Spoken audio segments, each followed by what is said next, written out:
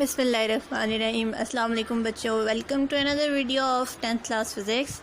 Hopefully you are all fine. And now if we apply a magnetic field with the help of a horseshoe magnet on this cathode ray oscilloscope such that the field is perpendicular to the cathode rays. Right now the cathode rays are going right to left and the field is acting from front to back. As this is a two-dimensional picture, so we will show that front to back field with the help of this tilted line. Now as soon as this horseshoe magnet is applied across it, the cathode rays which were going straight, they bend from their original direction. This deflection shows that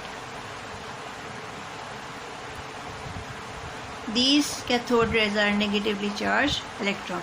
If somehow we change the direction of this horseshoe magnet, right now this is like this, if I take it from the top and I apply it like this, then the field will be from back to front, and in that time or in that case this cathode ray oscilloscope will bend. This is the original CRO experiment. This is the cathode rays without magnetic field, and these are the cathode rays in the presence of the magnetic field. The bending is very obvious. Cathode ray oscilloscope is an instrument which is used to display the magnitudes of changing electric currents and potentials. Let us see how the device is made. The cathode ray oscilloscope consists of the following components, as you can see from the diagram. This first portion is the electron gun with the grid. Then these are the deflecting plates, the set of deflecting plates 1 and 2. And the last portion is the fluorescent screen, which is this round or circular screen right now. The first part of the cathode ray oscilloscope is the electron gun. The electron guns will provide the fast moving electrons, which are also called cathode rays. It consists of an electron source. What is this electron source?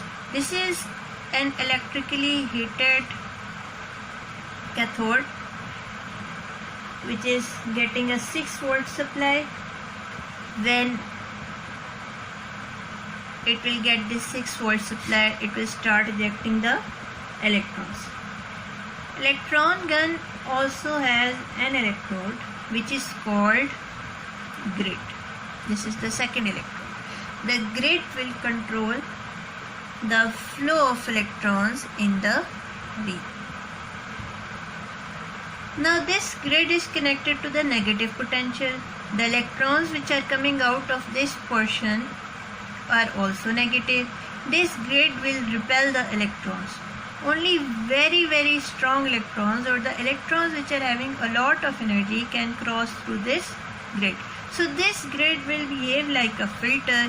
It will only allow those electrons to pass through it which are highly energetic, and rest of the electrons will be left over here as they cannot cross this grid. This is just like an entry test. All the students cannot enter the universities or the medical schools. Only those who will pass the test will enter the universities. In the same case, you can say that this grid is the test area for the electrons. Only the strong electrons, the highly energetic electrons, can overcome the repulsion of this grid and can pass through it. So this grid can be used as a control for the number of electrons. If this grid is having higher negative potential, only few electrons will pass, because only few electrons will be having enough energy. If the potential of this grid is less negative, more electrons will easily pass through this grid. So with the help of the negative potential on the grid, we can control the number of electrons which will pass through this grid and those which will strike on the screen. More the number of electrons striking on the screen, stronger will be the glow. More number of electrons will strike the screen, the brightness will be more, and if less number of electrons will strike the screen, the brightness will be less. So this grid can also be used to control the brightness of the screen which of the CRO. Portion is this anode.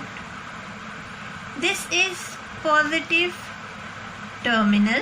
What is the purpose of this positive terminal?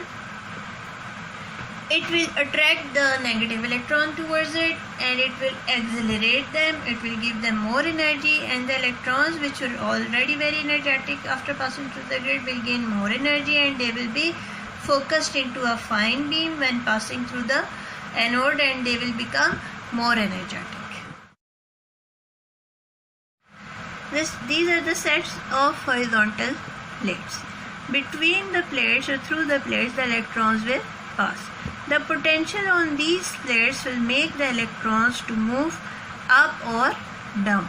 So the horizontal plates of this cathode ray oscilloscope will provide the vertical motion of the cathode ray oscilloscope electron. Now after that, the electrons will pass through this set of plates which are standing vertically like walls, like two walls on front and back, and the electrons are passing between them. These two plates will make the electrons to move back and forth, and they will provide a horizontal movement for the electron beam. After that, the electrons will after passing through the deflecting plates, the electrons will be passing and will be striking on the screen.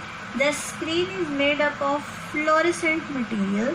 It means that whenever the electron will touch the screen will eject a green glow, and in this way the CRO makes it possible for us to see the electrons on this screen.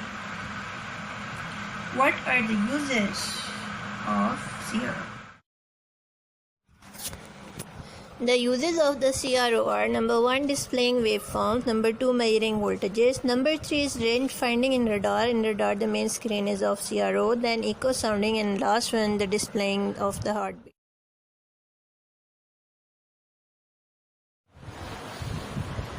The quantities can be divided into two categories: analog quantities and digital quantities.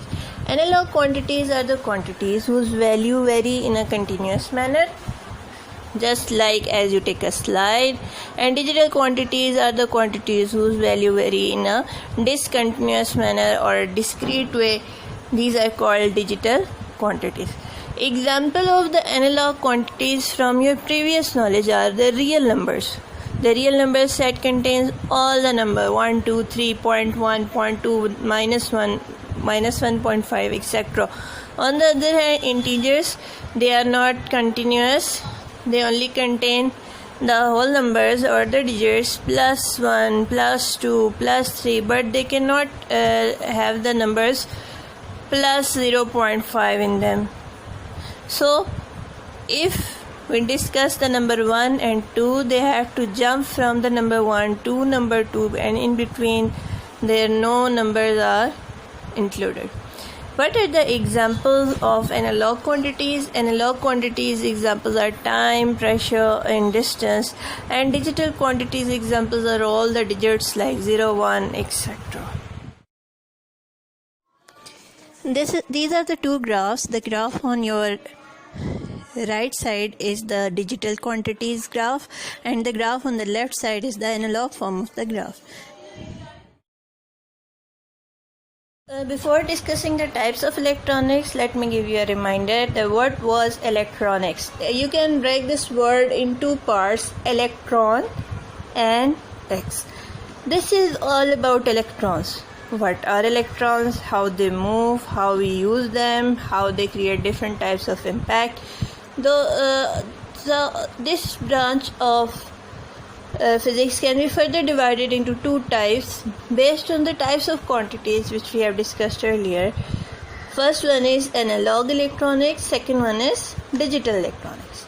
Analog electronics deals with the circuits which process analog quantities is called analog electronics. One example is the public address system. What is the public address system? That mic and the speaker that is also fitted in your school hall. The other one is the digital electronics. Digital electronics, it is the branch of electronics which deals with the digital quantities, is called digital electronics.